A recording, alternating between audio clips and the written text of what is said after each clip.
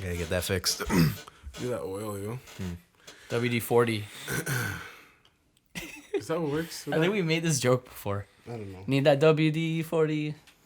What kind of song is that? All right. It's a line, man, by 750 Smitty. Anyways, welcome back to the Lost and Talks podcast, the most lit podcast ever. It's the cozy podcast. I'm drinking coffee. Well, there's not much left, but I've been drinking coffee, not beer.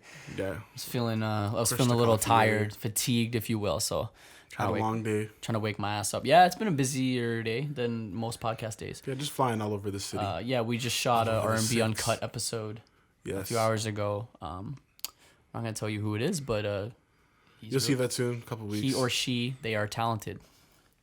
Indeed. I mean, I'm sure you could just go on the Yeah, if on you somebody's IG story. That's what I was about to say. I was about to say you could just go on my IG. Nah, story. yo, You nah. can go on Tommy's. That's like you can go on R&B Radars. You can go on ours. that's some other person for Some some other other guy. show. Yeah. I mean, person, human. That's It's a that's girl some or guy. that's R&B cut, not R&B uncut. Don't fucking kill me. I love how it's R&B uncut, but I have to cut it. It's true. But what it is, Like you are people, cutting it. is the audio is uncut. The audio is uncut. That's and correct. even that is. no, no, the the audio's audio uncut. is not. Only yeah, so it's a yours. one take. Yeah. Only yours was the one that Yeah. was. The audio is a one take, and yeah, it's about as raw as it gets. Now there's a little bit. We can get raw. We can get. We raw. can make it I can raw, get like rawr, Rowery. Hey. Hey, Shouts out the boy. Rowery. Hey. All right. Yeah, yo, I hope everybody listening is having a splendid day. We are just coming off of a beautiful, artistic, magically musical, and gallerific weekend. Yeah. Fuck. Yo, we did a lot this week. Yeah, man. yo, it was Jesus Christ. again. These are the type of weekends that I like. Where you're like, this is gonna be life soon, you know? Yeah. Like almost every day is gonna be filled with this, Yeah. or every weekend I'm gonna be going to a show of some sort, whether it be a gallery or some performances or whatever, you know. Yeah. Exactly. That's what it's about. So yeah, wave 1 has just been completed. Yeah, let's talk about the experience that we had there. Like, what did you guys think of the night? Kevin was clearly involved. Yeah. So let's review what the fuck you guys did. Yeah. So we put on an art event, guys. Like that's crazy. Yeah, man. We inhabited the Scarborough Art Space, which if you've never been there, it's by Birchmount and Kingston. It's like a nice cozy little hut, Yeah, you know. a hut. Yeah. Yeah, it's looks like an old house. Yeah, it's a that they house. turned It is a into, house. Yeah. It's a house. Yeah. It was an old house. Yeah, Now it's yeah, a yeah. gallery. Yeah. And we got to put up some photos, and we got a live performance of the youth of Scarborough that we took in this cycle and mentored them towards creating these final projects. And hopefully, I think all of everyone we got seems like they're gonna use these skills in some way, if not to be directly a photographer or musician, Yeah. but if not that, then to still use those skills in whatever else they're doing. They're gonna be doing something creative, so it's like pretty. I hope so. Yeah, it's because they're all Yeah. like super talented. So They it's are, like yeah. it's pretty crazy that we were able to do that. That people. That first of all, that there are youth that actually care about it. Yeah. There are facilities, granting places that allow us to do that. The fact that we have the skills to be able to do this now is like we sometimes we underestimate how much we've done or how far we've come or whatever. But the fact that we can kind of like we're confident that we can pass on these skills to people now, and we still feel like we haven't even touched anything like career wise for our own goals. Like that's pretty crazy. But you're helping out a lot, Is that, of people. Like I always thought that if when we get into community work, it would have been when we were all well off, rich, and we could just start throwing our and all bags that. at things. Yeah. But like the fact that we can do it and let that grow while we're growing too. That's what I was gonna say. I feel like that's even that's better. awesome. Like, Yeah. Again, because like if you want to do something for the community, you also have to be like part of it. Exactly. And Yeah. this is how you get yourself ingrained in it, and people will then just know you. In Scarborough. Yeah, in exactly. the area and be like, That's the thing is like it's so much easier to talk about that too, because it's like it's not something that when you talk about your own career, sometimes you feel like you're being, selfish, or like you ego. Like sometimes, like when I talk about my own stuff, it makes me feel like I'm only telling that person so that I can exploit them in some way or something. But when you're talking about a community program, I'm not asking you for anything except to just like check out what we're doing. Yeah, just pull up. Yeah, that's all mans are asking. Yeah, but I can't confirm it, but I'm pretty sure we brought out the most people that Scarborough has ever seen. And yeah, man, that place was packed. Yeah, and people kept funneling in. Yeah. Even though it was packed, like bodies were just moving in and out of that place. It was crazy. Yeah, the turnout was amazing, and you guys put on a good event. I really enjoyed it. Shouts out Lost Craft. Yes. Yes. Hey, you got the connect. We got it. Yeah, we got the connect. Hey. Shouts out Lost Craft. We finally got the connect.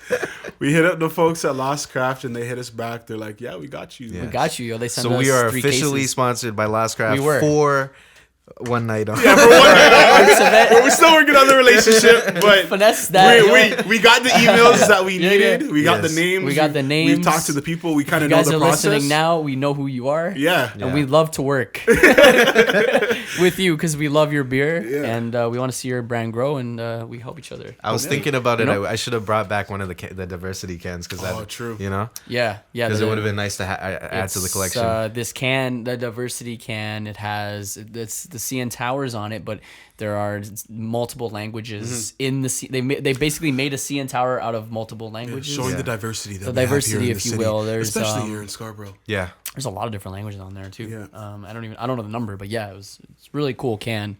And it's perfect for a Scarborough event. Yeah, exactly. Perfect for shotgunning. Perfect for shotgunning. All that stuff will come out later. It's a very shotgunnable beer. If you know what I mean. Exactly. It's good. It's good. I was super happy about that. Yeah. I was overall just happy with the event, everything that I saw, all the work that you guys have been putting in. Like, it's good to see some final products from people and being able to put that on display and see everything just come together. You know what I mean? Which is great. Stuff like stuff that we've been talking about since we were kids is happening. So seriously, it's really good. It's really nice to see. Even going off of that, like, what was, let's say for the event, or you could talk about just Wave overall. Like, what was one of the more challenging parts for you in that process? You can talk about the event or just Wave overall. Well, I mean, a very easy, like, none of us have ever put on an event like this, especially an art event. Like, none of us have done like public art things. So like, there's things like we knew that it's a good idea to install your works before, not on the day of. Yeah, exactly. We didn't know. We knew that would be good just because it would save time, but we didn't know like how necessary it was because we gave the participants the option of like what time during the week that they would want to do it, and a lot of them were only free on Friday, which is fine. But I'm sure they could have made time. I know what you mean. So it's a kind of thing where now we know that like. It's not even an option to like let people do it on the last day. Like you have to get that at least the day before we need to get it in. Yeah. So that's just an example of things where it's like we wouldn't really know how these things work until we got thrown into it, and now we have that stuff figured out. Like it'll become a lot smoother for next times. But I mean, I guess like no matter what, I think we learned that. Everything that we took, we know that we can apply to the next cycle and improve. So that's why no challenge was ever just something that became a failure. Everything was a learning experience, which is, I think, how you have to treat everything, really. Yeah, exactly. Yeah. How about even just helping the youth? Yeah. Even just helping them out with their music and figuring that shit out. Yeah, even that. Like, so you think 6 months. Once a week, 3 hours every week. You think that sounds like a lot, and we had like a rough work schedule of like what we were gonna teach them each week. Not too detailed, but like MIDI 101, vocals 101, drum, stuff like that. And like I didn't get to do any of that stuff. Exactly. Because every week we went in didn't and follow it. No, yeah, because you guys went off on your own. Okay. Well, so also because the way that we kind of set it up is we have like the rough outline, but then it's also, based on the needs of each person the that we get, person, yeah. and Right. And sometimes they're not showing up. yeah, Sometimes for exactly. shit to Yeah. do. So, for example, for this cycle, for musicians, all we could get to all the way through was just Suka, and her, her needs weren't. She wasn't trying to be. Well, she does want to learn how to make music, like make beats on her own, but like her time was more suited towards us trying to get the songs done. Developing Plus her sound and yeah. her writing and stuff. And plus, she had like 2 trips booked during that time too. Yeah. So it was like there's things like that. Like we have to, you have to account for that. Like we have to make sure that we get these people early, so they're not booking trips and stuff like that, or they can minimize as much time that they have to take. Right. They can't take away from that. Right. Yeah. But yeah, it was. It just felt so fast. So that's something that I think we need to like. It was just like we can't teach them everything, and I think that was the part of it. Yeah. Give them enough to Yeah, then feel independent enough to. I got a question. The artists that you guys got that came in for the wave 1, were they completely fresh, or did they know a little bit, or There was a mixed bag. So I mean, a lot of them had either been doing it for like casually, or I mean, a couple of them, like Rahel, was in school for it, and just curious because then that kind of explains to me the level you guys got them to. They definitely So I mean, the growth from the beginning. So was huge, so none of them had, or maybe Dina, but like none of them, and maybe Rahel, but none of them have put their stuff up in a gallery. So first time showing their stuff to the public. Some of them hadn't even done gallery. like a professional shoot. You know what I mean? Yeah. None of them knew the basics, like aperture, ISO, and stuff like that. Right, so right. none of them had taken like a So it was like awesome. It's a mixed bag of like trying to figure out where everybody was. But now we know that even because there were people with like no experience at all, except just like taking pictures casually. Yeah. And but we got them from there to there. So something their work was not bad. I'm gonna be honest. It was pretty good, and the creative, they're thinking creatively, and exactly. I like you're definitely exercising those skills. So you guys, that was great. I think I think we created a great like space where it's like they might not be learning something every week based on what we were planning to, but they learn something just by us being there and them just like being able to ask questions and getting into it and stuff, which is I think something that we want more of, because people don't get that enough in their own school or their own ways of finding how to do this, like they don't just to get to ask whatever question, or they don't just get to like do something, and I think that's more where we're gonna go for it, is just like allowing for like we realize that like instead of spending so much time just talking about the theory, we just need to like send them out and do more. I feel you. Yeah. Awesome, man. Awesome. I think this theory's the first part, sure, and then now they got exactly, yeah. And you hope that they're independent now with their work, and they continue to see it. And you guys should check up on them and be like, "Yo, are and you that's the doing thing this too. and this?" And we hope that they know that they can always come back, because it's That's ultimately true. what we're trying to do is. It's not even building a community, because it is the community that we're in already. We're just trying to build a structure, like a network where it's like where you know where to go. Like, because I feel like that's always been the biggest thing with Scarborough. Is just like we knew that there were people around. We just didn't know where, how to get in contact with them. There wasn't there's no infrastructure set up where it's like, it's true. I need this. Okay, I'm gonna go to this person. And I feel like, and you find that by saying you're from Scarborough, if somebody else is from Scarborough, you find that makes it a lot easier to make that connection to work together. So we're just taking advantage of things that already existed, because every time we already met somebody from Scarborough, it's like, okay, let's work, because we probably align in some way. We have things in common.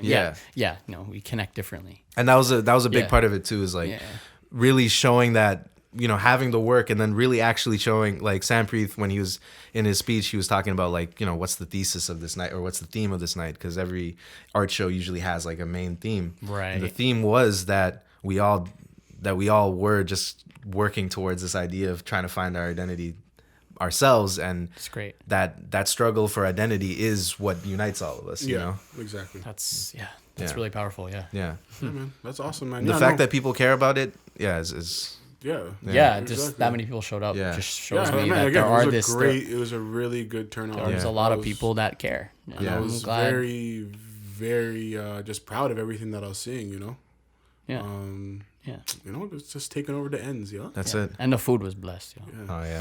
The food was blessed. Like you're gonna like a Scarborough event. And you can have the doubles. You're gonna come with the doubles and some patties. the beef patties. I almost said Jamaican beef patties.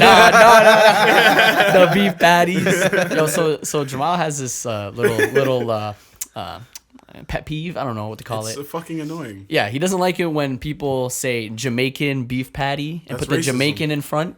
Even though I guess not every beef patty is Jamaican. It's not, not right? even just that. It's a fucking patty. Yeah, you know which. It's patty like people it's are like talking saying Italian spaghetti. Like you don't need to say Yeah, that. You you just don't say need to say it. spaghetti, You and say I get fucking it. spaghetti. I get it, and I don't say Jamaican beef patty, but I'll do it to just piss you off. But he's a there fucking are some annoying people that ass. say Jamaican beef patty consistently, Yeah. and it's very redundant, unnecessary. Yeah. You know what I mean? Yeah, guy, white man. people. No. The worst people. I'm just That- talking shit.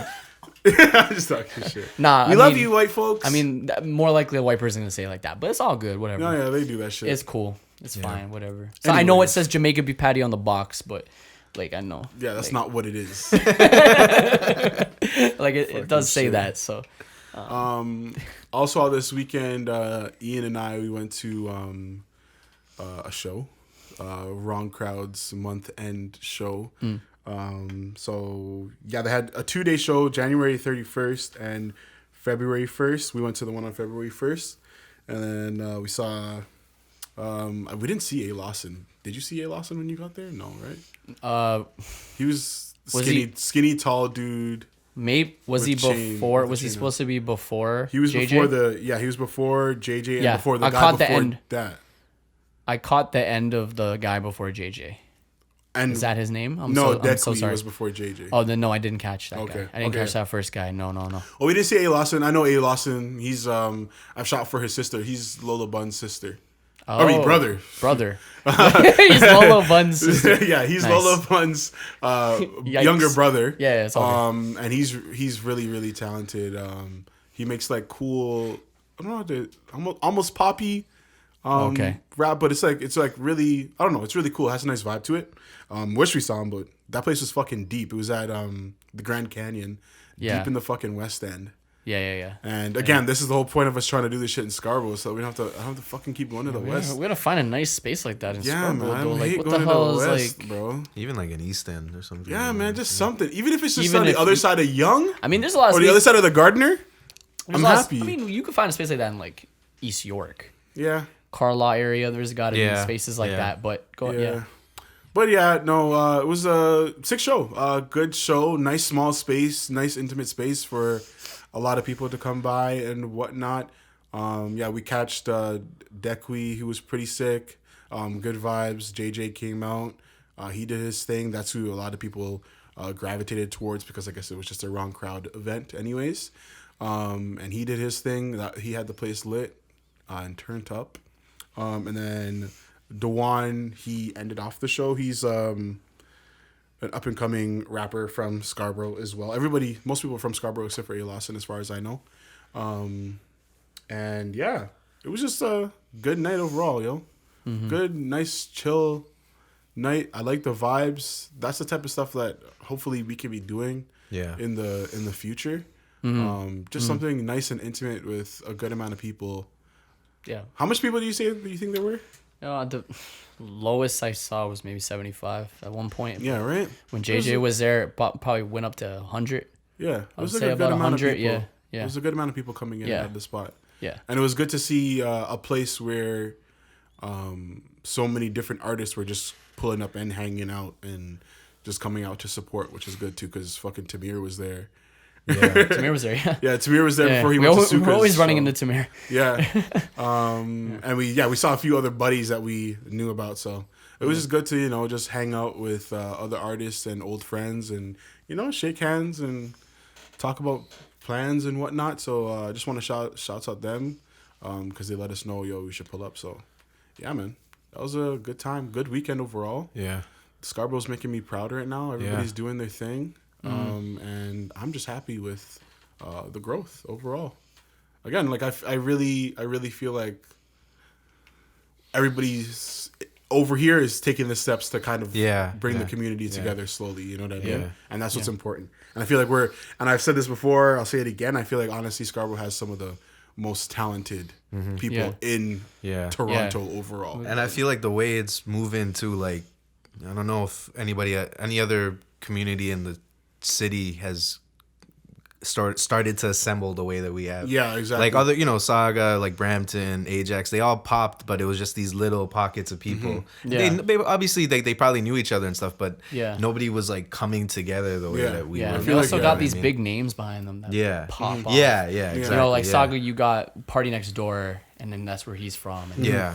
That That's puts true that on too, the yeah. map or whatever. You know what I Yeah. mean? Like Scarborough. Even just thinking about Mans in the West, like they're 'cause all this. like There's hot right now. and I was that's true. And what I was telling you is like there's a lot of big artists from Scarborough, but they never say they're from Scarborough. Like The Weeknd's from Scarborough. You know what I mean? But like, the He thing doesn't with also count fully, but the Sure, thing with him sure. too is like I get it because he spent so much of his formative time like Exactly. by Queen West, so it's like but I guess he wrote his first album like downtown. That's where he that's was. what I mean. Yeah, I so guess it's that's like that's the vibe. roaming the Yeah. streets and Yeah, shit. You know? yeah. Yeah. He- it's what you talk about. It's like he wasn't talking about guess. Scarborough when he was Yeah. you know what I mean? So like I know, but he has memories and Yeah, references to Yeah. that he could be saying from For Scarborough. sure. Even like again, just talking about the 88 Glam Havana endorsed video that they did, the little like what is it, like doc, if you will, mini doc type of Short film doc short thing. film series for 88 Glam, which was pretty sick. Like they're talking about how they came from different parts of Toronto, but their sound and what created them Yeah. and their character and who they are today.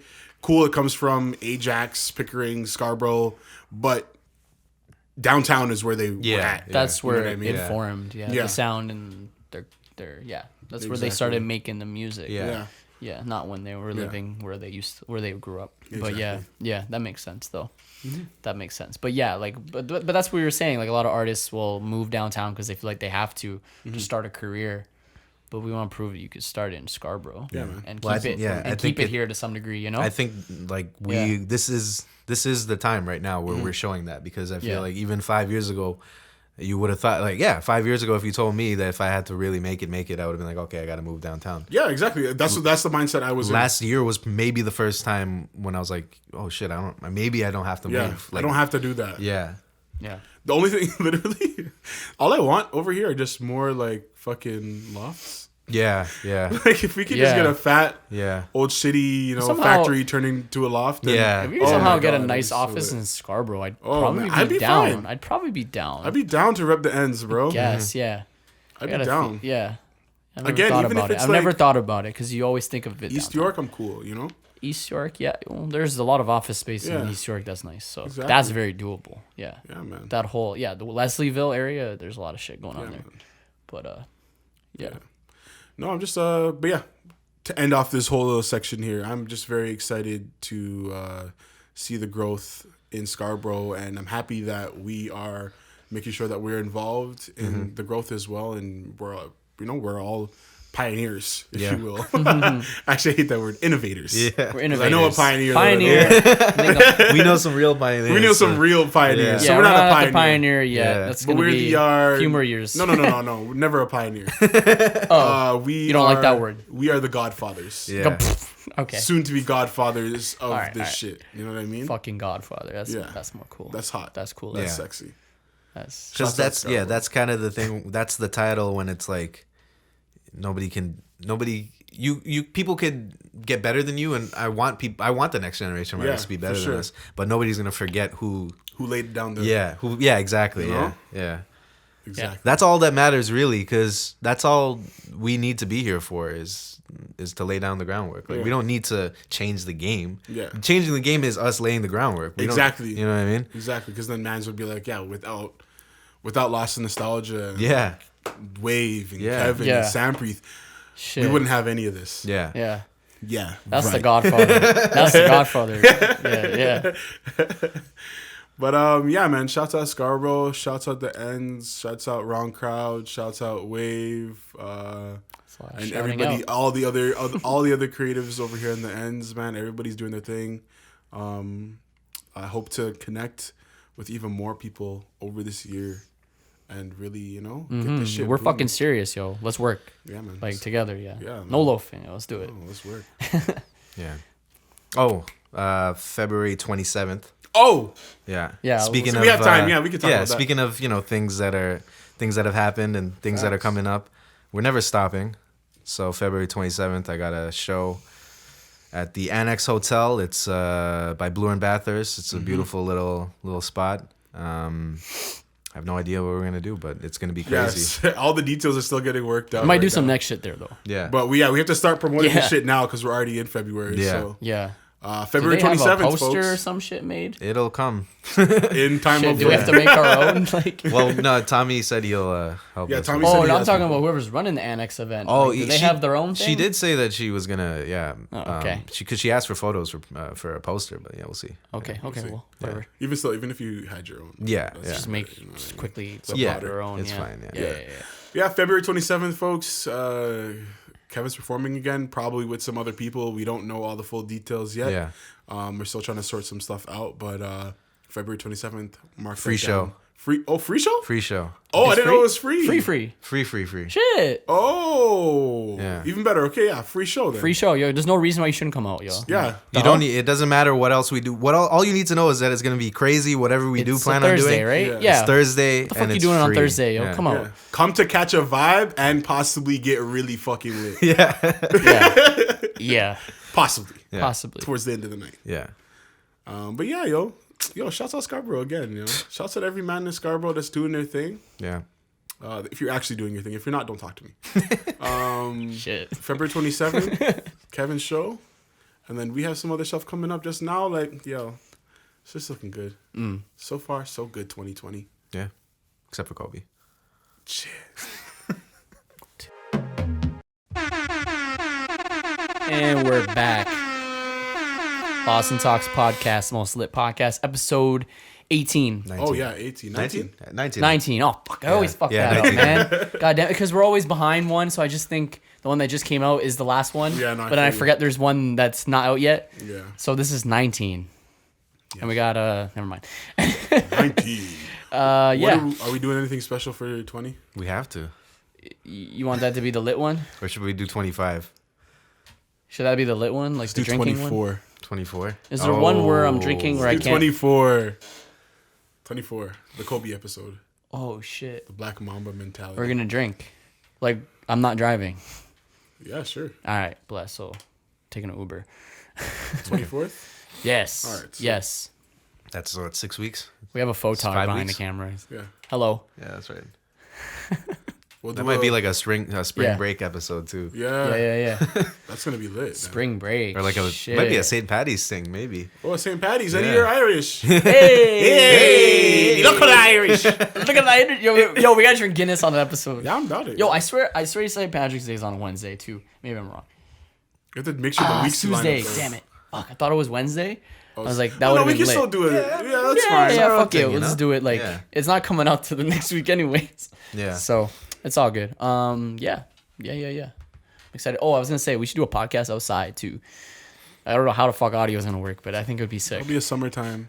Like somehow, like in the quiet, we figure it out. Yeah, we'll figure that shit out. We can do it out in the backyard. Yo. Yeah, man. That's Somehow, what I'm saying. I don't know how, but somehow. No, we'll pull up to the Just a cliff, laptop and Yeah. this thing, yeah. Yeah. This doesn't need power, so. Yeah. Man. Exactly. Blessed. All right, let's do it. We'll pull up to the cliff. We'll have the zoo in the background. Yeah. It'll look hot, That'd be man. sick. Oh, tigers in the background and shit. Yeah. Buffalo, actually. Buffalo. What's behind Buffalo? Buffalo.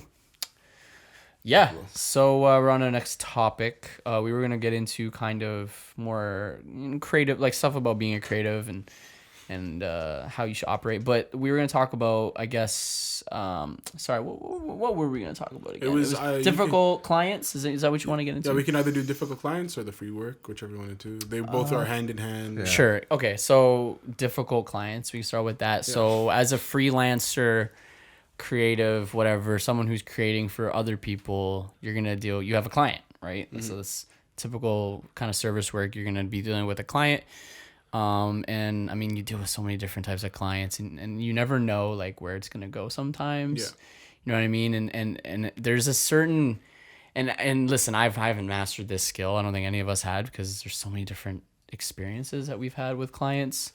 and you can never truly know how it's going to go. But there's ways of kind of figuring out how the client's going to act, and there's ways to react to certain things clients do, and you can react poorly, which could affect your business and affect like your relationship with possibly getting more work in the future. So you definitely want to keep your reputation with clients good, because it can spread. So I mean, dealing with clients is tricky because a lot of red flags can come up when working with people. Red flags that you don't think are gonna be red flags. Red flags, yeah, like stuff that they're saying to you that you're like, oh, you know what, I could do this.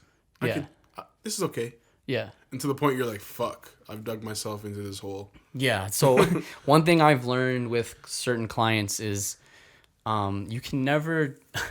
I don't think it's fair to put a lot of. Don't give them too much responsibility sometimes, but you got to feel at the client, because sometimes they can keep up their end of like their side of the bargain kind of thing. But from what I've learned with certain clients is like you can never give them too much responsibility towards like, you know, the product you're trying to create. Like, don't give them too much responsibility. Just keep it simple for them. Yeah. And let you kind of handle the work. You know what I mean? Yeah. So, for example, whatever, if they need to book a location, like let your team do that. Don't let like the client do that, because they could loaf on. You never know. Like, they could loaf on it, maybe not find the right location, not know how to do it.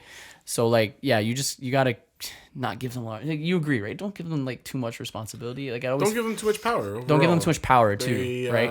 As a client, they might want to be involved, and that's cool and everything like that. But again, and we're all saying like this is with more experience and type, and also kind of reading, engaging the person.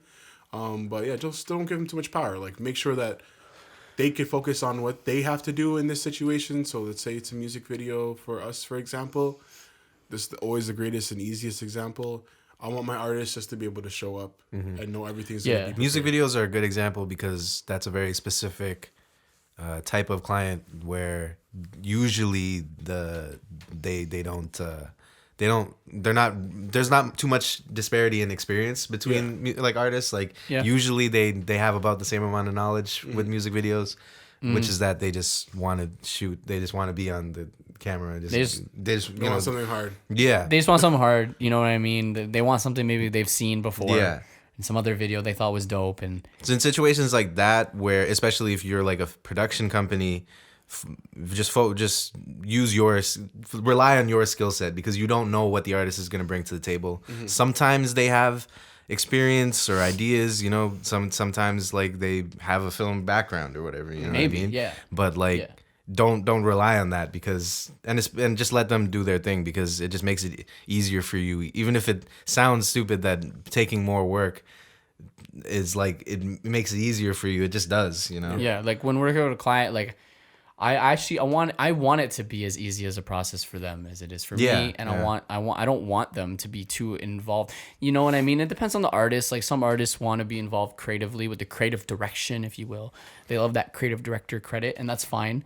And as a director, I'm sure other people agree. Yeah, I don't mind having the artist contribute creatively and adding their little ideas to a treatment, and sometimes it works out. Like, I've had artists like give me ideas, and I'm like, you know what, that's not a bad idea, and you know what I mean, and I've worked with that, like, you know what I mean. So for example, the Wiz video, I never had the idea to do a live band type of thing, but or like a performance type of thing like that, and he mentioned it, and I'm like, you know what, that's gonna work, and I fit that into the treatment, and it worked. Yeah. And we shot it, and it looks great, and it'll come out soon. But yeah, probably actually it's technically out. It might be out. It might be out by the time this podcast comes out. Yeah, I'm not sure, but yeah, like for example, but he was a client that was really easy to work with, and it worked well. So, but other clients maybe are not as smooth, but that's fine. Like, it is what it is. Like, sometimes creatives bump heads in these situations, and I think sometimes you have to take a step back, especially if you're the person that's being paid. You know what I mean? They always think, oh, well, I'm paying these people to do this, so then I have to. I get the last. I get the last. Egos involved. Yeah, especially when sometimes they think, well, I'm paying you, and well, I get the last say. And even that too, like stuff. I'm paying you, so you should be able to do anything that I say. Yeah. You know, it's like if I want this, you should be able to accomplish that. But then you have to sometimes they don't. But sometimes they don't understand that their expectations are a little too high with what the money they've given me to work with. Yeah, you know what I mean. So, and you have to carefully diffuse that in a way where it's like, yes, I can try and make this happen, but let them know that, you know what, with the amount of money I have, it might not be possible, but you know what, I'm give them an alternative to what you can do, and try and just, you got to try and work with them. You know what I mean? And you know what, as a director and working with clients, especially at an independent level, you might not get exactly what you want out of your treatment, because there might be a couple ideas that, you know, I need this, like I need this shot, like here with my boy, like I just need it. And you know what I mean? It's hard to just tell them no when they're paying you, and it might cause a bit of cause like tension, if you will, like if you're not giving them what you want, so you got to compromise a little bit. So just that's part of it. I guess the thing too to remember at the end of the day is like, say for example, they want a shot with all the mandem or whatever, and it's not really something that works in the treatment. Yeah. Ultimately, you give them a cut, you know, and you didn't put that shot in, but they want it. It is their music video, you know, so it is something that you kind of have to like. Yeah. If you firmly believe like, you know, this is gonna fuck up the video, then you can explain it to them. Yeah, and we've done that before, and it's worked. Yeah. If the client is, you know, open-minded. Yeah.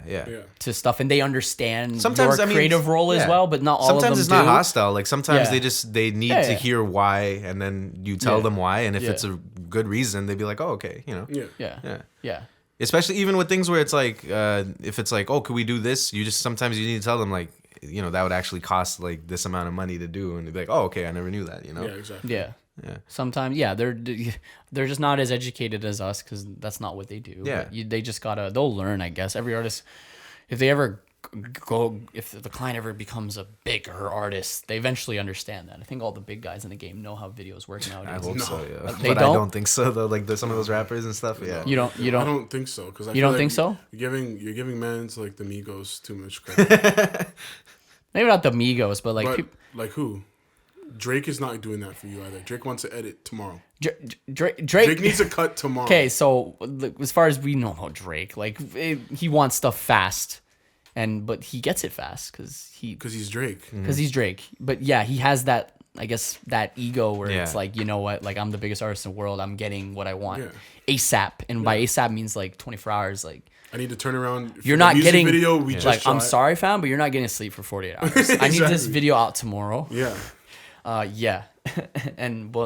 shit happens, but Yeah, I feel like a lot of artists don't fully understand. They think they do, but they don't understand. And I feel like that's where we all of us all together kind of need to understand that when it comes to us collaborating, we need to kind of, you know, back up on our egos a little bit. Because, for example, like even when we were just talking about, oh, your client who's paying you is going to feel some type of way, but how does your director Yeah, feel? exactly. You know what I mean? Your director That's also the thing. has a vision. Yeah. You know what I mean? So it's like you don't want those two Yeah. people butting heads as well. So I feel like everybody just needs to, anyone that's getting involved with anybody else in any type of collaborative group work, we all kind of need to understand each other's roles. Yeah. And try not to, you know, step on other people's toes, Yeah. or try to do their jobs or pick up on their slack, because they might be slacking in your world, in your opinion, but you just might not fully understand what their job is. Yeah. You know what I mean? Ultimately, yeah, like you can get into the technicalities about who's paying who's the client, who's delivering the product, but ultimately all it is when it's a collaboration, like you said, right? It's you're working on something together. So, you know, yeah, it's always better to make sure that everybody's opinions are contributing in a positive way, you know, because it's so easy to, you know, let your ego get ahead of you or whatever and throw something in, and then it fucks up everything, you know. Yeah. I've learned it's so important to be as transparent as humanly possible, like almost to the point where it's maybe even extra. But at least you cover your ass that way. You know what I mean? Like you give them every little detail about what you're doing. And that's why the treatment is very important. And even at a low budget, if you're not doing treatments, you want to shoot music videos or films, whatever, not films, not script, music videos, do treatments. It just helps the client understand what's happening. It's good for you in the long run of your career overall. It's something you're going to use for the rest of your life. You're going to use it for the rest of your life. And at one point, you might even be good enough to whip up a treatment in a few hours if you just keep practicing your skill. Yeah. It just helps the client really understand what they're going to get. but they also need to understand that the treatment is still kind of like a guideline, meaning you're not getting what's on the paper 100%. Like it just almost never happens that way, especially at a micro budget. Yeah. So just keep that in mind. And also, like, it's never going to be possible for you to completely communicate your vision 100%. So you could give somebody a treatment and they could look at it and see it differently. Yeah, exactly. That's that level of trust, though. You know what I mean? Yeah. And that's what the artist and the client, there needs to be a level of trust. And I feel like sometimes that trust is lacking. And sometimes it confuses me is because, I mean, you hired us for our service, but you don't trust us. So it's a little like confusing. And I don't know what their history, maybe they got screwed by videographers in the past. And they don't trust us now. So they're trying to build that trust back. I mean, that's happened. Yeah, I guess there is a lot of, I think we've seen it. There's a lot of the people who like have historically done the music videos. There's not a lot of communication. So it's kind of like always been, especially with rap, I feel like it's this thing where it's like, oh, how much does that videographer charge? Oh, this much? Okay, I'm going to go to them.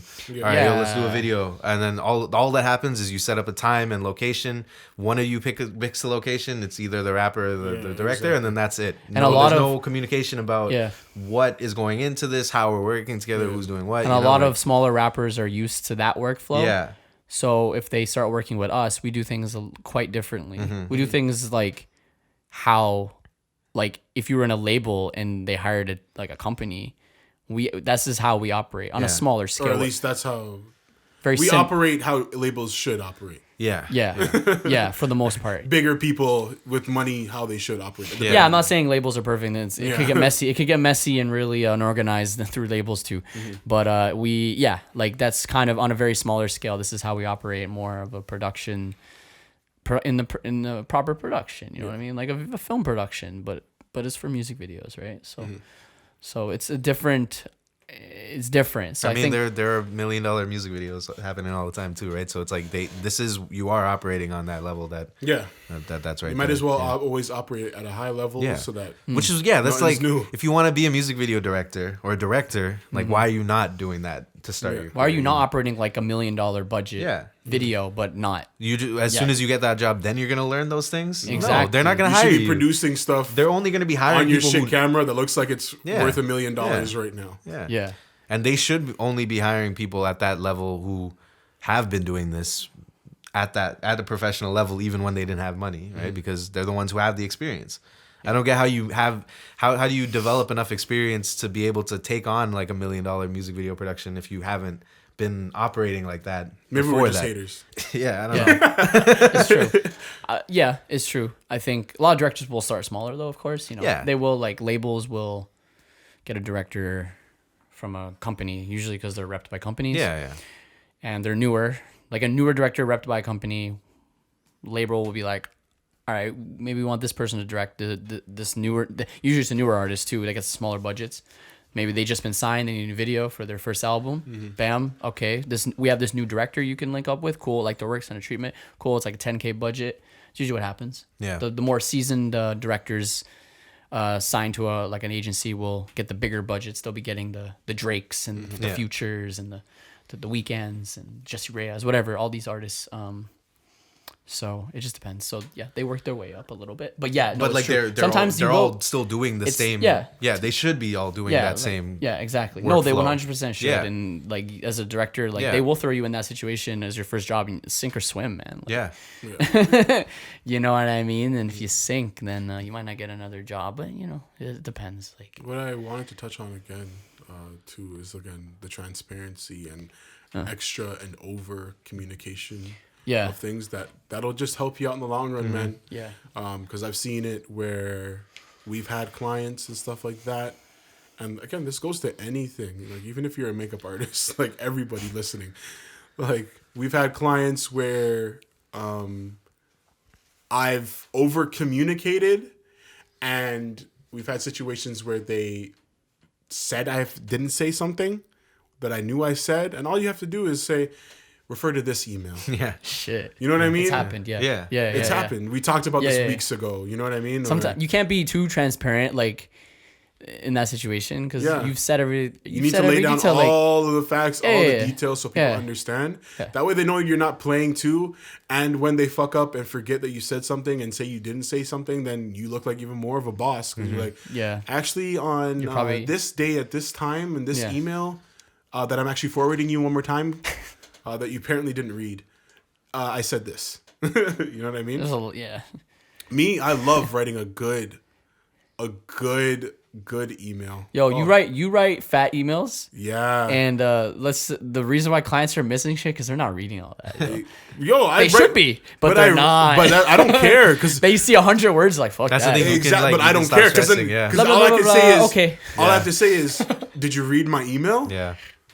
If you didn't read my email, They all should the be, but they're information. usually not. Exactly. So it's not good. Not good. So I there's a bit love of due writing a diligence nice- on the other side of things. You I know love what I mean? writing a nice passive aggressive email. Oh gosh. Oh fuck! They work. Does that wake me up? Shit. Like getting into your passive aggressive bag. Oh, one of the greatest things ever, man. You know they got it coming. Like Yeah. yeah. And that's what it is. Again, it's just about over communicating so that you can hop into your passive aggressive bag when it's needed. Yeah. But keep it professional. And then of also course. when you do that course, too, yeah. when you over communicate, it confirms to you if the idea is good. Yeah. When you talk out loud everything that's being done, you're not hiding anything from yourself, then you can actually see it on paper and judge if it's a good idea or not. Exactly. Because sometimes when you keep it in your head, you don't know if it's that's happened sometimes where I've been like, oh yeah, it's a good idea, and then you don't elaborate it in words, and then you try to do that after, and you're like, oh, there's a lot of holes in the idea, Exactly. So it's a combination of like covering your back, making sure you're doing everything that you need to be doing, but then also like making sure that everything you're doing is making sense too, right? Exactly. Also going along with being transparent, also how you receive your payment. That'll help you out with your clients a lot of the time as So well. and do that at the beginning. Yeah. So These are all like all the stresses that you're gonna go through. We're just letting you know that this Yeah. is stuff that you just try to set up before.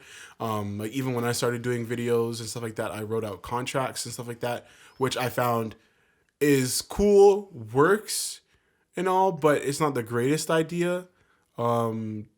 Just because people don't read your contracts or they don't sign off on them on time, or you have to wait until you meet the guy on the shoot and he pulls up to the shoot late, but you have a thing that says if you pull up to the shoot late, you get paid extra. You know what I mean? I So, say you should always try and do a contract though. I get you. you. Need that in your back for legal reasons. You should always have that in your back. You can, yes. I mean, but I think feel like starting you're out. you're talking about starting out. Yeah, like, starting out, do a deposit. Somebody who's been rapping for 6 weeks, you can't just hand them a contract. Yeah. They're not gonna read it because they don't even know all this like stuff. But like you get to a point where it's an artist who's 5-6 years into their career, they're reading everything. 'Cause, Yeah, exactly. You know, now they you know. can do contracts. Yeah. If they don't read the contract, fuck it. No. Yeah. Like too bad, dude. I mean, But, there's nothing. deposits Listen, are contracts are good not. things, Here's the thing: like people are so scared of contracts. The contracts that we write are not snake. Yeah. They actually, if you read it, It's they for help you. you. They help you. Yeah. They say if we don't deliver, then you Yeah. get a compensation. You know what I Yeah. meing? They're helping both parties. You got to read the contract, or you don't have to read it, but you read the bold parts. Like those are all the Yeah, I mean Literally- the contracts is all it's supposed to say is like, here's what is expected of you, here's what is expected of the other people. Yeah. And that's it. There's like, two sides to it. It's yeah. not like you. Yeah, like it protects and you who's as well. responsible for what if something happens. Yeah. Part of the contract is telling us that we need to deliver you a product that Yeah. you like. If you're not satisfied, then we have to fix it. Like, Yeah. that's in Literally, the contract. I've literally had situations where mans signed off on the contract and didn't uphold their end, and Yeah. they're telling me, "Yo, my bad, fam. Like, can I do?" Yeah. And I'm like, "Dude, like, this is the contract. You signed this shit." Yeah. You know what I mean? Yeah. Okay, well, fuck, yo. I'll try to get the funds together ASAP. Fam, sorry. That's You're not getting your video. Yeah. That's real life, man. Yeah. You know what I Like, mean? I mean, like, I'm getting e-transfers from their mothers. It's crazy. stop. I swear to That God. happened Bro, I swear to God. Yikes. It's a wild because world, bro. because the contract they felt it was real. Like they're thinking, they're gonna get sued or something. I mean, No, it I is didn't real. think well, but, it is like, real. yeah. I wasn't gonna sue but nobody's but ass, that's why I like the contract because it makes it real. Like Yeah. you know what I mean. And yeah, That's exactly. real life. But it you know makes what it I too mean? real Like for some people because then whatever, I'll pull up. Yeah. I'm the type to pull up, so I was just like, yeah, I'll drop the contract because I could pull up. The thing with contracts is like, don't take them take them seriously, but like, also like, don't be scared of them. You're not like signing your life away with the contract, man. They're protecting both parties. Don't worry about it. Mm-hmm. And if you're afraid of the contract, then like, you're being sketchy already. Then, like, you know what I mean? Like, you're thinking maybe I can get away with not paying. I mean, you know what I mean? Like. Yeah, and especially with stuff like music video, like obviously like management contracts, read into that, get an entertainment lawyer for things like that, because that's where there could be some fishy. Well, contracts that depict your next 5 years. And you're locked into that. But a little project, those or are whatever, big things. When it's a collaborative project, for a 12-hour shoot, all it is like you're expected to be on time and be here and not fuck around. Yeah, these people are also expected to be here on time and not fuck around. That's all those contracts are.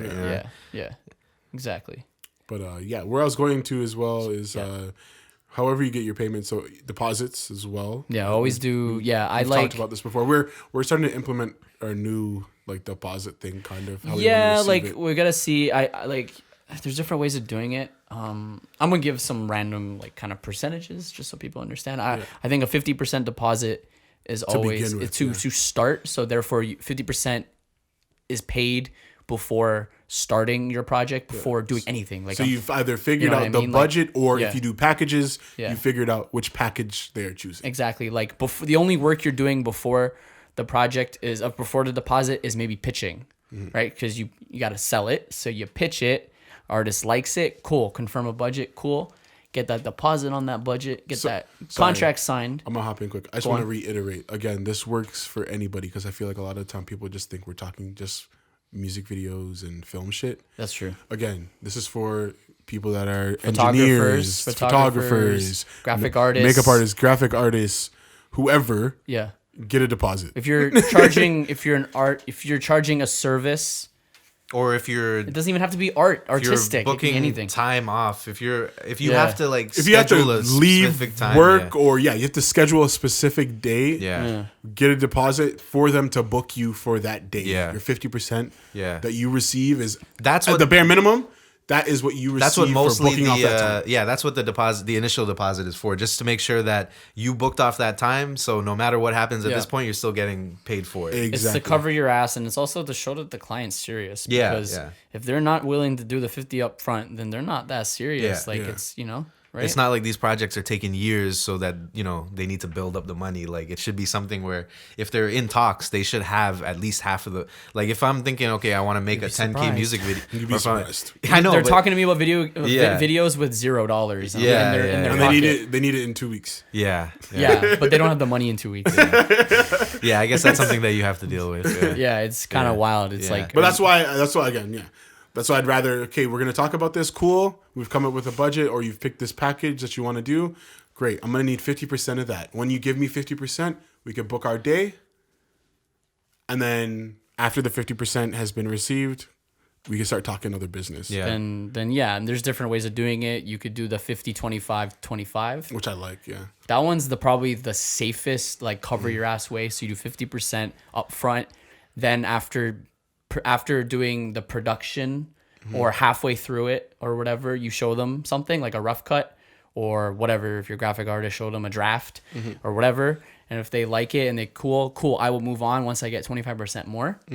Right. And then the last 25% is for the final product. Once that's been this is how you receive your whatever. This is once it's been confirmed, you get the last 25 and then you send off the final. Yeah. So again, reiterating, for videos, you get your final payment when they are clear your video and say it's good. Yeah. They can get their video once the money is received. Right. Let's say you're working on a project, you are mastering it.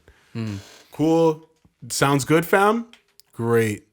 I'm gonna need that last payment. There you get it. Here are your masters. Makeup artists, same type of shit. Yeah. You know what I mean? Exactly. This is the makeup we're doing. This is the look. This works for you. Great. I'm gonna need that money. Yeah. And you can leave. So deposit. Depends. Like, makeup artists, maybe be like deposit, then like just second half. You don't even need that middle. Yeah, one. It all depends on where you are. Depends, but like the securest way is I think the 50-25-25 is the best. Yeah. Like, that's the securest way. Because like say you have a final and they hate it. So this is what I was going to talk about. What do you do as a creative, or you're doing a service and you have the final product and the client doesn't like it? Yeah, exactly. And there's really not much you could do to make it better. What do you do? And they might not want to pay you. Yeah. Because they're like, this is not what I asked for. I don't want to pay you because I didn't get what I wanted. Exactly. Well, if you did the 25, 50, you already got 75%. Exactly. So you could take the L. So worst case, you got 75% of your money. Yeah. And you take a little bit of the L. Because at this point, the And client you can fight them in court for the last 25 if you want. Yeah. You got a contract. I mean, at this point, the client go. is taking a bigger L by saying that they don't want to complete this transaction because Yeah. they're getting nothing. Yeah, they paid 7, and that's also Yeah. true. They got 75% paid already, Yeah. and they got nothing. Yeah, at least you got something for the work you did, Yeah. right? Yeah. And just to flip this around for the clients, if the clients are listening, this is also a great way if you are trying to put the money together in the final half or the final portions, then at least you already paid down 50%. Yeah. And then after you got your rough, okay, cool. I got my paycheck, for example. You're a rapper. Cool, I just got my paycheck. I could put down the other 25% since I just saw the rough cut. Yeah, Now, it makes it easier. When I Instead get the of- final video, Yeah. I can put down that last, like $75 or $100 yeah. that's left over to get my final video. Yeah. It kind of helps you even as a it client. spreads the money out a bit. That's Like, why those yeah. those like as seen on TV things always do like for 6 easy payments because when you split up the payments it seems Yeah, better, it's right? a lot So easier. it's Yeah. better for everybody, really. Yeah, it's like a little payment plan. Yeah. Yeah, for sure. Yo, we're back from our little break, a little session off the pod. This is Lost Docs Podcast, episode 19, and we're gonna be talking about a different topic. We're gonna be talking about should artists do? It kind of relates. You know, it does. It all blends together. Yeah. Advice. As much as we're talking about contracts and money, you know, obviously these Sometimes. aren't realistic things to be thinking about sometimes when you're just starting out. Yeah. And Even now. yeah, exactly, yeah. That's the thing is we like, didn't. yeah. Listen, we didn't think about it when we started. We learned the hard way. Yeah. So we're trying to save you guys a little bit of agony, a little bit of stress, because no one wants to stress out about contracts and payment when you're just trying to make some dope shit for people. You know what I mean? So, But you will run into times where the free work realm or world yeah. will come through and attack you. And that's totally fine. I'm going to tell you it's okay, depending on where you are in your career. You'll have to probably do a lot of free work to start with. But I will say that the free work, as far as I know and what I've heard on the streets, doesn't ever really end unless you're like P. Diddy or, unless you're somebody. The free work doesn't really No. ever necessarily right. end. You're always going to be Yeah. doing a little bit of free work for somebody to either hopefully do business with them, meet somebody new, or just because you fuck with that person or it's a buddy, it's a friend. You're always going to be doing some type of free work for somebody. Yeah, even if you're at the top of your career and you're doing, you're getting paid and you're making good money, there's always going to be favors. There's always going to be scratch my back, I'll scratch yours type of thing. So yeah, I always feel like there's a bit of time and a place for some free work to be done for certain people, whether it's for favors or Well, I mean, I just think networking. Go on. like when you start out and you're doing free work, you're doing it because you it's something that you think you might be interested in, or you already know you love it, and then by near the end of your career, you're still doing things for free because hopefully you still love it, right? Yeah. And That's true. it's still because realistically, the reason why we all do so much work for free is because we would do it for free if we could. Yeah. If there's no money involved, Yeah, do it for free. If we could do what we do for free, but like everything else is covered, but we're not actually making any money. Yeah, if then life we is would, covered. Then we would everything we do would be for free. That's you facts. know? Yeah, like if I had a ton of money right now in my bank account and I could live happily and comfortably, yeah, I'd be making films for free. Like literally just now before we started the podcast, we were talking about a budget for a project, and we were talking about how much these three should get paid, and it's still not like how much you would be making for like salary, you know what I mean? Like it's not like Nowhere close. based on the amount of hours putting in and the fee, like it's not like you're making more than minimum wage, probably less than minimum wage. Sometimes, so it's yeah.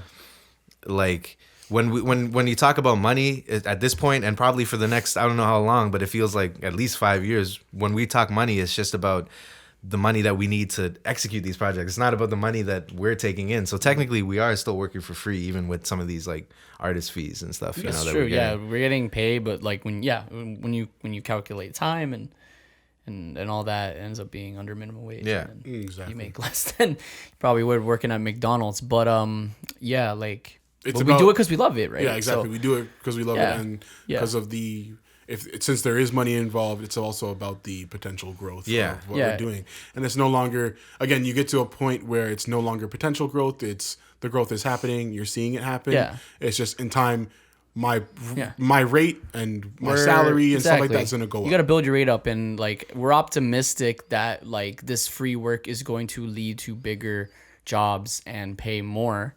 And eventually you just gotta start. That's how you start, man. Like when you're a photographer or a filmmaker or whatever, you're gonna be doing work.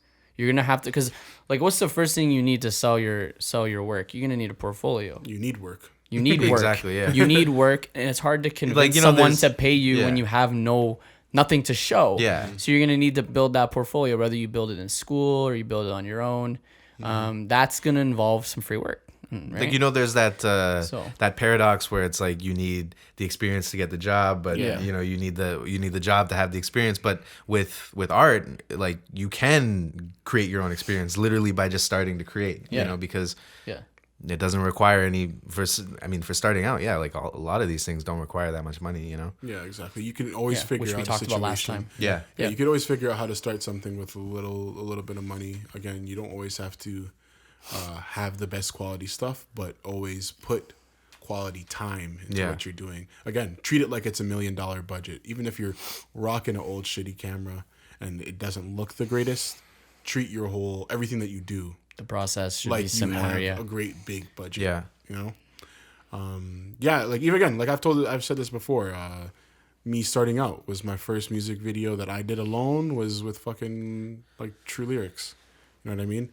And that's when I took in, I could probably make some money from this. And then I started charging people. Then I started charging on the low, like I was charging like $1.50 for a video. Yeah, and that's just to cover your expenses. Yeah, I didn't even understand it's like you charged them a bill just because you booked the day off work. Yeah, you would have made a bill. Yeah, exactly. Anyways, but then also like the amount of time that you spent editing it, like it is less, and then it ends up being way less than $100.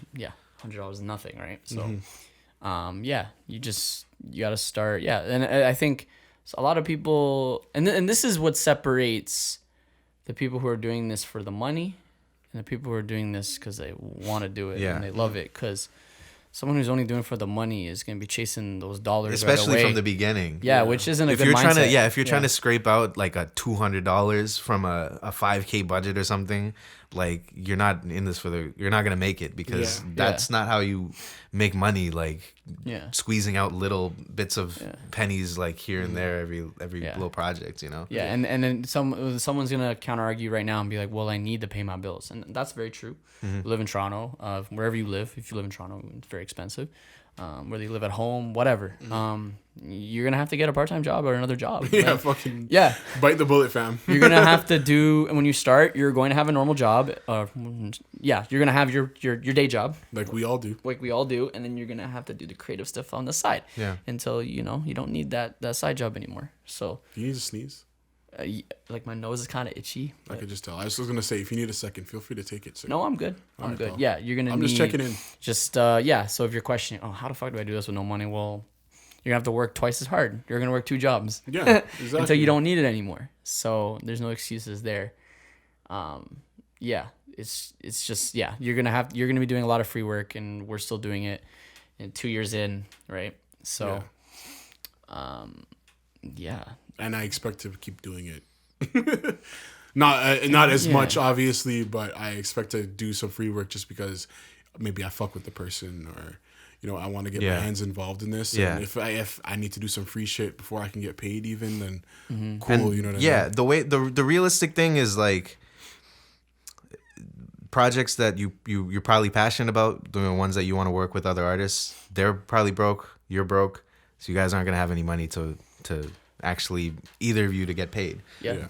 where you're gonna be able to stretch budgets is with corporate stuff because they have money to throw around, and not that like.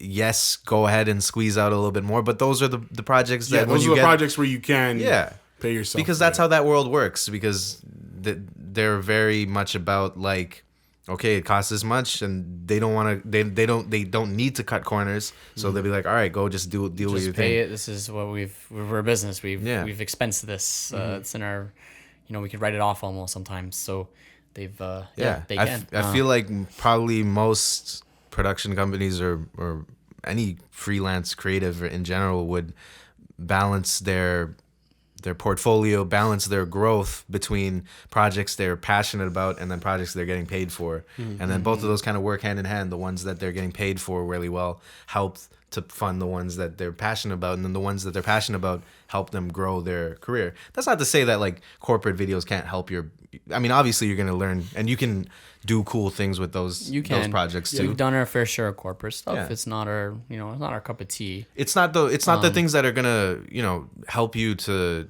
change your style or find be really able to push boundaries, because that's not what they demand for most. They're not asking for these innovative pieces in most cases, but they're going to be able to fund the things that allow you to push boundaries. Very true. Yeah. So corporate stuff for us has allowed us to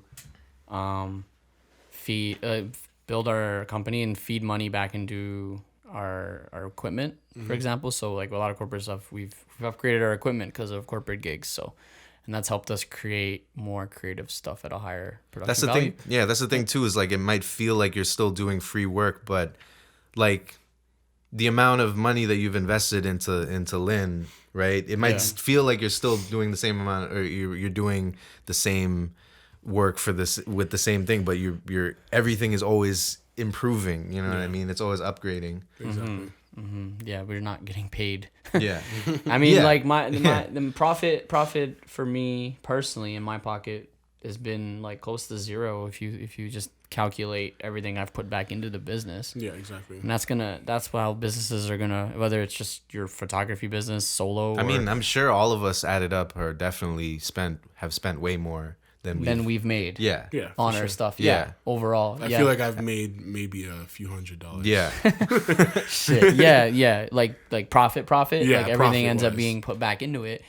And that's how startup businesses work, and that's how creatives start. And yeah, you're going to be doing a lot of free work. So hustle on that part-time or that full-time job, whatever suits your lifestyle, and cut the corners where you can, and cut the corners and make the art that you want to make and transition that into, and don't stop, obviously, and don't get discouraged. It's going to take a long time. You know what I mean? It could take years. So don't give up. Yeah. You know what I mean? And yeah, don't be discouraged by free work, because it's going to get you places. You know what I mean? Like offering free service. Here's the thing though. People think offering free, here's a counter argument. People think offering free services will kind of devalue like their art. You know what I mean? How do you guys think about that? Is that true or false? Cause I get it, but it just depends on who you're marketing these free services to. You know what I mean? Yeah, because sometimes people think, well, if I'm charging this guy, if I'm saying, I'll do it for free, does that make me look desperate? Does that make me look like my work's not that good because it's worth nothing? Like, should I be charging? You know what I mean? So that's like a debate. It's a debate, but I also feel like it's one of those kind of hard situations. Like, again, it depends on the person that you're approaching with this free service. Like, that's true. Again, we've done shit free for people because we've approached them and been like, you're sick, I want to do this for you. Yeah. You know what I mean? And what that's helped build is good relationships and it does, stuff like that, or just something that just doesn't come out ever. You know what I mean? Fuck yeah, that's happened to us a couple times. Like so it just kind of depends on the person, because I feel like if you approach certain people with a free service and you guys have a good vibe, I feel like it's also like the times that I've approached people with free services, most of the time it's because I've already had a relationship with them. Yeah. And I've been like, you know what, this is what we could do. That's true. I'm willing to do this for free. Yeah. So let's try and build something cool. For someone we don't know hits us in the DMs, we're probably charging. I feel like we do a lot of free work still because we work with a lot of people that we have been working with. Yeah, and we've been doing the free work with already. If you're a completely solo freelance type artist. You've only needed to do free work for a little bit because you're not working with the same people all the time. Whereas we're always kind of working with the same people. And then beyond that, it is like people that you kind of hit up and you're just like, like I really like what you're doing. Yeah, that's how a lot of even just when it comes to photography. Yeah, that's how a lot of those transactions, if you will, start. It's like. For example, me, Ian, for us to shoot photos, we need to take photos. Mm-hmm. Breaking this all down easy. So how am I going to take photos? Cool, I could take photos of nature, but that's kind of getting boring. So in the city, and that's kind of getting boring. We wanted people. Let's start working with some people. Cool. Let me start working with some girls or some guys. Let me hit up some artists that I like. Maybe they need some photos or something like that. Yeah. And that's where you offer those free services. You got to think about what your free work could yield, because you could be like, oh, like if I do a free photo shoot for this artist, they'll be posting it on their Instagram page, or they'll be posting it on all their socials. Yeah, your name gets out that way. Their friends and their followers see that, and then they next thing you know, you could get a couple DMs from that person saying, yo, what are your rates? Exactly. Yeah. Bam, you just made money. Exactly. Sell your work and then charge. You know what I mean? Exactly. So that free work can very easily turn into paid work. Yeah. Right? Because you're building reputation. Yeah. Right. You're building proof that you can create something good, and always put your 100%, put your best work out, obviously. And that free work, and you never know, like offering free work can end up, you can even get big jobs. Yo, who is it to say like that? What's that guy's name, man? He hit up Will Smith, and he's like, Aiden. This guy named Aiden hit up Will Smith offering free photography work, and now he's Will Smith's personal photographer. See how that worked out? Exactly. We live in an era now where you can literally DM a celebrity and they might respond. And they will, isn't that crazy? They might respond. You have the opportunity to actually work with these people, depending on what they think you could bring and what you've said you could bring. So I think it's almost worth the time sometimes. Yo, DM like 100 people, 200 people. Yo, all you need is that one like yes. You know what I mean? And then bam, your career could blow up like that. Exactly. So. That's why I met so many like just artists and stuff like that too, because it was just like, it'd be sick to be able to shoot at your show or something like that or something. Yeah. Okay, cool. Yeah, man. Let's meet up let's do a shoot first. Let's meet up. Let's talk. You build that relationship on the shoot. Yo, this guy's a cool guy. You're cool too. Cool. Follow me back on the gram. I have your number now. Great. Now I'm able to have future conversations with this person because we are now, if you will, friends. I've offered my services. We got some good photos. They posted on the gram. Some other people have seen it. That person just so happens to pop off for the next few years, whatever. Like, that's now a relationship that you have. Yeah. You know what I mean? Yeah, like I feel like, it can be very simple sometimes where it's just like, I think part of the reason that we do this is just because we want to work with people and make cool shit. Yeah, so that's it's like, literally it. Yeah, like sometimes, you just want to... That person's cool. Like you just want to, you want to work with them. Yeah. Like sometimes it doesn't, like it is a good thing to think about when you are offering out your free work, like what it could lead to in terms of, because basically all you're doing is getting paid for the potential promo that it offers you. But then sometimes like, all it is just like that person's cool. Like you just want to work with them. Exactly. Exactly. Yeah. You want to grow with them. Yeah. Like nothing, sometimes it doesn't need to be the one of the best perks of what we do if we get to do it full time is that it is literally fun, Yeah, exactly. Yeah. Make it fun, man. Yeah. Like don't make it, you're gonna give up if you make it like a chore. If you make it, and if you're thinking about money all the time, or if you're like stressing about like fuck, I'm not making enough. Like, fuck, like that's why you have that part time, that full time job paying the bills, and you're able to do what you want and not stressing out about it because it could discourage you, right? So just keep an open mind, like, and just think, the dollars are gonna come. Like I promise you, if you truly making good stuff and you're improving. Exactly, that's what we have to keep in mind. Yeah, we got to keep in mind. Don't worry about the money. Yeah, worry about your growth. Worry about what the fuck you're doing. Yeah, worry about like I'm producing the most fire art product that I can deliver, and you're getting better. Like not focusing on I didn't make as much money this month as last month. Well. And if you're not, then up your game, Yeah, step it up. Make some better music, make some better art, make some better photos, whatever. Get some better logos up your YouTube channel game, better YouTube videos, better thumbnails. I don't know, like whatever the hell you're fucking up with. Like figure it out, have some self-awareness, figure out what you need to fix, try new things, and and improve, and then this art, like this shit is it's all it's a game of numbers. Like you're not gonna be able to just find a way to collect one quick bag and then that's it. You're sold. No, you got to try and spread out as much as you can, because that's the only way that you really kind of create sustainability, right? It's also about collecting those small little bags. Yeah, exactly. Yeah, those that $200. Yeah, you know what I mean. That cool. You know what? I'm not gonna take any of this for myself, or you know what? Maybe I'll buy lunch. Yeah. But the rest of that is going towards my gear. Yeah. I want to get a new camera. I want to get that Black Magic. Shit. So let me put this $180. Yeah, do it. That I have left towards that. You know what I mean? Yeah. Again, it's about just building up, man. And I like building up from nothing. Like. A lot of the time you feel like, yo, man, I wish I just was born into this family, or I wish I was born just knowing these people. But you're gonna be a better. I think in the long run, like you think those people those mutual fund babies, those people who have millions of dollars because they're family, they have a head start, but like. Like they deep down inside they didn't achieve all of this on their own, and they didn't get to experience. They didn't experience that grind, that entrepreneurial grind. Like, you know what I mean? Like, they can't even write that shit in a book properly if they do a biography, like or it'd be all fucking lies. Their like biography be I woke up and it was here. Yeah, exactly. Like, so like deep down inside they're either not happy or maybe they are, but like whatever, like they might not be happy. You never know the situation. That might be eating them up.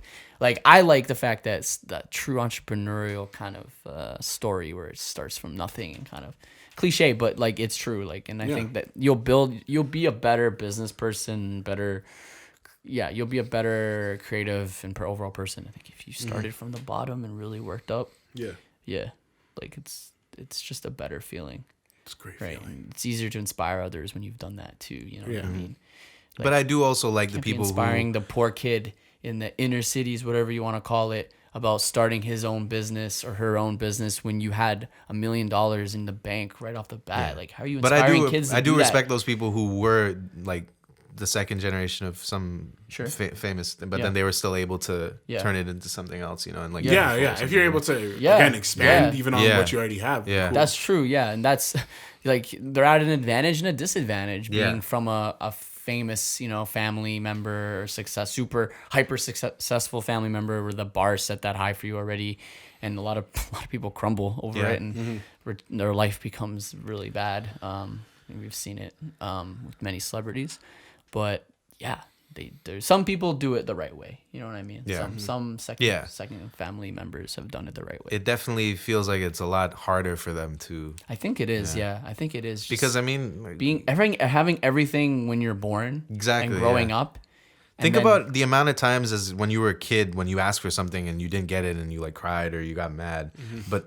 You know how many times you needed that though in your life? Because kids are fucking assholes. They are. If you gave them what they wanted, they would just keep asking for it. Like, just keep asking for it, and then you get that toy, you forget about it. Yeah, and then I see that toy on the floor the next day. Yeah, people carry that shit to adulthood. So next time when that same person fails at something, it'll destroy them. You can tell the people who didn't get failing. told no. Like, you know what I mean? Like, like failure will destroy those people who are given everything. Yeah.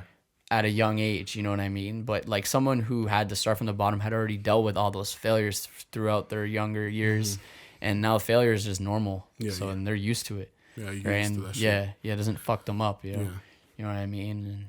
And you're hopefully a little more humble, and hopefully not everyone, but I think.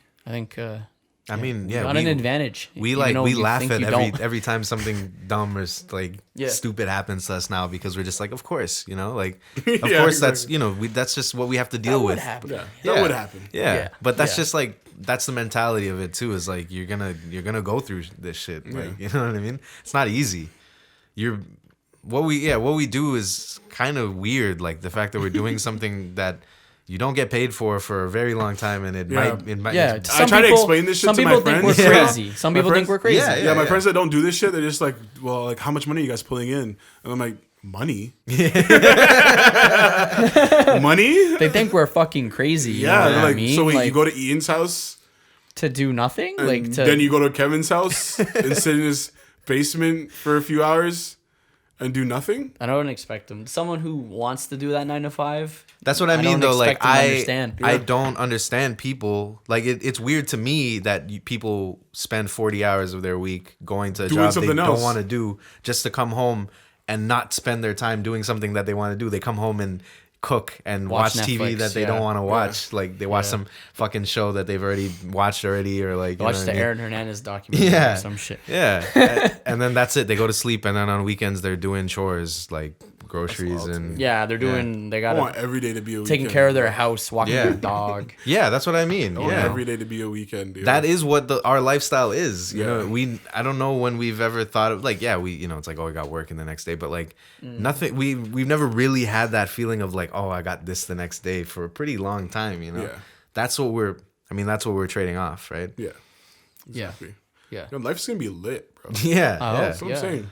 And like, to stress it again, like, we're doing this because we love it. Like, I actually get joy out of taking my time doing this. So it's not like it doesn't feel like something that we're doing it for free, because it is something that we want to do, you know? Yeah. To know that it took 10 years to get to where we want to be is like super rewarding. Yeah. And it'll only drive us to do more. Exactly. And like simple things like, you know, you can get bogged down in doubt sometimes, but simple things like when you realize like, wow, all I did was just like stick to this, or like for a little bit, and I showed improvement, you know what I mean? Like, that happens literally every month, every week, every year. You can track something where it's like, like between this time and this time I did this, and now I'm better at it, you know? Like, people sometimes think like, it does feel like it's a lot of luck and timing and stuff sometimes, but there are these measures of like real growth that you can see without those things, without, you know, the money coming in. Without the money coming in, or a bunch of people recognizing you for it. You just have those moments where you sit back and you're like, fuck.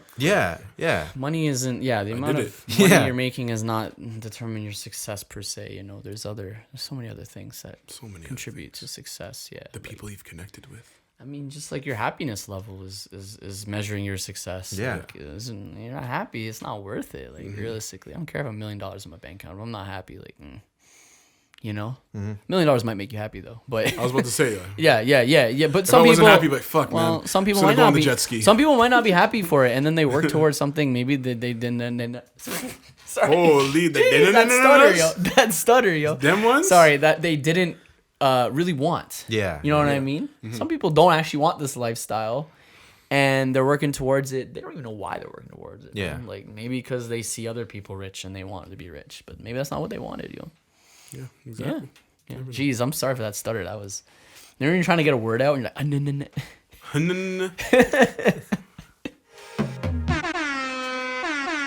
This is the Lost and Talks podcast, the most lit podcast in the world. That wasn't really lit. That was okay. Yeah, it was very lit. You seem tired. It's been a long day. Tired. Yeah, it's a long day. We'd be lying if we said we weren't tired, but it's been a nice pod. I think we talked about a lot of cool stuff, a lot of productive stuff. Yeah, we have some other stuff, but we'll save that for next time. Yep. You know what the deal is, folks. Do they know what the deal is? That we're wrapping it up? I don't know what the deal is. Yeah. We are wrapping up the podcast. We are wrapping up the pod. But again, thank you for listening to the Lost and Talks podcast today. We hope that you can, just take away something from what we talk about all the time. And do something in your community, do something with your people, do something you love. Do something that you love. Yeah. As long as you're doing something that you love, even if it is that 9 to 5, at least you love it. You know what I mean? Well, I try to make sure that we're not dissing those folks. Yeah. I feel like if they listen, they're like, "Fuck you." No. This podcast ain't for me. I'm out. Exactly. Nah. I feel like we cover our tracks, because I mean, like I said, that like I don't understand people who go to a job that they complain about, because that's different. Yo, but people only hear negative shit. Yeah, you know what I mean? Love the 9 to 5 that you work. That's sick. Yeah, exactly. That's dope. Like the fact that you could even live that simple life and love it. No, it's not a simple life. That simpler life. That's not a simple life. Is you it know not? what I mean? Okay, No. it's not. That's stupid. It's a scheduled life. That's Fair what I'll enough. say it is. Yo, It's to me, it's so much simpler than what we do. I know though. what you mean, because you know at what any I mean? given moment, I have to be like, okay, yeah, I can be there. Sorry, maybe I shouldn't have said simple. Like I'm being like you're just no. Life is not simple. Life is not simple. But maybe to me, it's like a little like like you know what to expect. Yeah. Here we're fucking all over the place, man. Again, Like, like I we don't said, know what's our job happening is a tomorrow, bro. 24-hour. Like, It's Yeah, 24/7 yeah. job. The idea of having a boss telling you what to do. Yeah. You go Structure. in and you know what. Yeah, somebody's holding you accountable. You know, you don't have to take anything home. Like, sure. Yeah, exactly. But shouts out to the nine to fivers. Shouts out to the freelancers. Shouts out to Scarborough. Shouts out to Wave. Shouts out to Wrong Crowd. Shouts out to Kobe. shit. Fucking. Who else I want to shout out right now? Shouts Shouts out to Zach. Shouts out Zach. Shouts out Harvey's, yo. That fed the man them today. Yeah. Yeah. Harvey's. Let's just keep shouting out things and see if we could get a sponsorship. You know, Shout out We should Lost every week. We Craft. should, Lost every Craft week again, we should just thank end you. do a little shout out. Thank you for the beer that one night. What type of toilet paper do you guys use? I'm using the Downy. You're a Downy man, eh? I'm the Downy man. Yeah. What's the one with the bears? Or the again? Royal. The Royale. Charmin. Charmin. I'm a Charmin. Charmin. I use the Royal or the Downy. How many times do you guys fold your tissue? Are you folders or you just how many the hell? squares? Well, I don't have the fold it. I have the cheap ones, the industrial shit that we So get you from fold my your dad. toilet- You have to be I fold folding like it. four. You yeah, fold like your four, toilet yeah. paper I into fold like a my neat toilet square? paper. How you doing a flat Bro. one? How you doing this? How you going in with a flat hand, yo? I don't know if I have a How tissue. you holding your 4 cubes? No, it's not like a stack of like a little square. It's like, you know, you have. No, do you it's guys like fold the it neatly or do you just grab it and just? Whoa. That's what I do. Ew. Like it's like crumpled up and I just like wipe it. What? Are you even wiping your ass proper? I am, dog. Nah, man. My tissue needs to be What flat, the fuck? folded. Actually, fuck all that. The dry toilet paper is trash. You gotta get the white, the wet one, the moist one. Realistically, everybody needs a bidet. You need the well, we're Need not it in for- Europe. yeah, We're we're not gonna in go Europe, there, yeah. and you're not rich to install it. I But- can't I wait think till they're I have pretty a cheap, bidet. yo. Like the ones, the little ones, like they're like Just something to wash your ass out. Yo, listen, public. You went to Europe. Is a public bidet like a legit thing? That's just in. That sounds disgusting. That's just in like Tokyo. Yeah, probably in Public? Tokyo. Yeah. Like public, so everyone's washing their asshole under. Well, it? I think in Bro, you Asia, getting splashback? I think how in we got Asia, into like they this, don't guys. have toilet paper. I'm pretty we were sure. supposed to wrap the podcast. Like, I know, and they talking not. about Like when we went to India, they bought toilet paper for us because they don't keep that shit. So Yeah, like right. I don't know if they have that in. I can't remember if they have it in like other places, but bruh. I don't remember. But you have to think about it. Basically, Ian. So again, I've said this before. If a bird shits on your hand, you can't just hit it with a piece of fucking paper, towel, and call it a day. You're washing it. You need some wet. I grab enough. Okay, wet wipes always better. Wet wipes always Oh, better. I love me a wet wipe. My 'Cause, girl, like, yo, half the my girl time, brings the wet wipes over. You're I'm gonna like, fuck yeah. wipe your ass and then you're gonna have shit caked between your cheeks, yo. Caked, Caked. smelling like ass. That's happened to me. Smelling like cheeks, bro. That hot, It's been a long day. It's fucking 35 outside, bro. Fuck that You just took a shit at Walmart. No, man. No. You just took a shit at Walmart I at don't want to Warden. know what happens in Warden Walmart and Egg? bathrooms. Some weird shit happens in Walmart bathrooms, man. Yo, I've heard a chill. story. Someone gave birth in a Walmart bathroom, bro. Some crazy shit happens in lot of there, shit. bro. lot Anyways, of this shit has on been the the Lost and streets. Talks podcast, episode number 19. Yeah. Thank you for listening. Sorry that last Was it banter. 19 or 18? If you guys like already cut off this random banter, it's all good. But yeah, we went to toilet paper talk for a sec, fuck. Yeah, thanks again. Shouts out everybody we shouted out. Holy. Just to put it into people's minds. When's the next? Do you guys have a date for the next like wave? Oh, I mean, so we're probably gonna be starting applications again in like I don't know May, June. Mm-hmm. So it'll be around this time next year again. Yeah. Okay, True, sick. true. If you're yeah, fuck yo. I mean, if you're interested, I guess like look at that Instagram Wave Art Collective. We're gonna be posting pictures of the event and everything, so you can get a better. We talked about it, but you can get an idea of like what it looked like and stuff. And if you're interested in music or photography, Yeah, exactly. and especially if you're from the borough, Hey. then yeah. Cool. All right. This has been Lost Talks podcast, episode 19. Thank you.